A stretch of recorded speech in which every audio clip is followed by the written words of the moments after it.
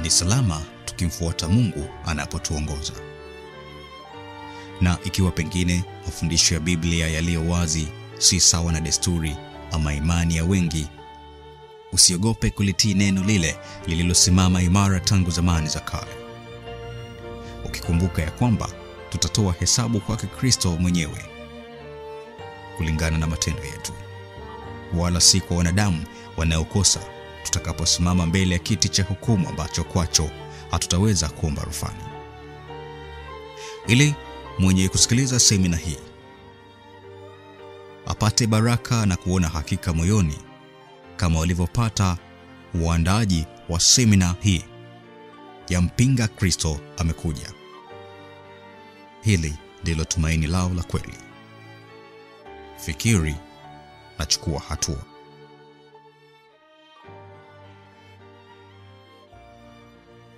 Chukizo la uharibifu.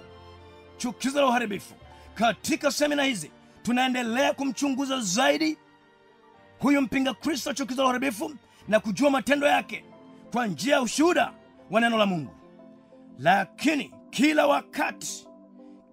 wakati tunatiwa moyo na neno la Mungu kwamba Yesu Kristo hatamwacha huyu mpinga Kristo kuendelea milele. Haleluya.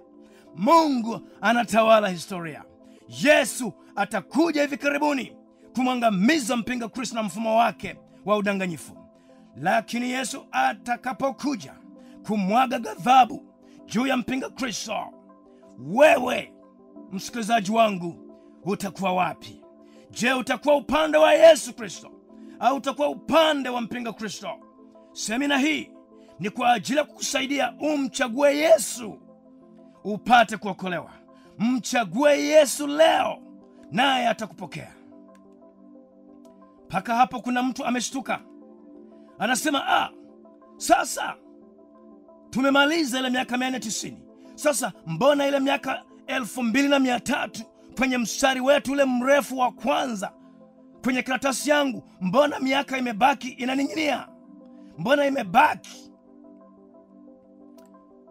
Usiwe na wasiwasi, sasa tumalizie kwa hiyo miaka 2300. Mwanzo wa miaka 2300 unafahamika tayari, tumekwisha kusema, yani mwaka ule ule ambao miaka 490 inaanza. Kwa hiyo jukumu letu sasa ni kuhesabu miaka 2300 kuanzia mwaka wa 457 kabla ya Kristo kwenda kulia. Hapo pana kazi.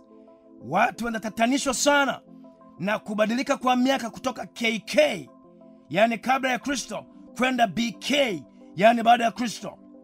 Lakini kwa kurahisisha ni kwamba mwisho ukihesabu miaka 2300 kuanzia mwaka wa 457, mwisho wa miaka ile inakwenda mpaka inagota mwaka wa 1844. Mwaka 1844, yani ukihesabu miaka 2300 kuanzia ilipotolewa amri ya kujenga mji wa Yerusalemu, ambayo ilitolewa na Artashasta mwaka wa 457 kabla ya Kristo, miaka hiyo 2300 itakupeleka mpaka mwaka 1844. Sasa andika pale mwisho wa mstari wako ule mrefu, andika pale mwaka 1844. Watu wanashtuka, mbona ni juzi tu hapa? Ndiyo, ni juzi ndio. Hiyo ikuonyesha ya kwamba Mungu anatawala historia ya dunia. Haleluya. Kuna tukio gani lililotokea katika mwaka 1844? Kwa bahati nzuri Biblia imetaja tukio lenyewe. Danieli 8 fungu la 14. Danieli 8:14. Akamwambia, hata nyakati za jioni na asubuhi 2300 ndipo patakatifu patakapotakaswa. Kwa hiyo tunaona kwamba mwisho wa miaka 2300 patakatifu au hekalu lingetakaswa. Patakatifu au hekalu lingetakaswa. Patakatifu au hekalu ni mahali ambapo wana wa Israeli walifanya ibada zao za makafara ya wanyama kwa ajili ya kusamehewa dhambi zao, kama ambavyo Mungu alikuwa amewaelekeza. Huduma hizo zilifanyika daima au kila siku.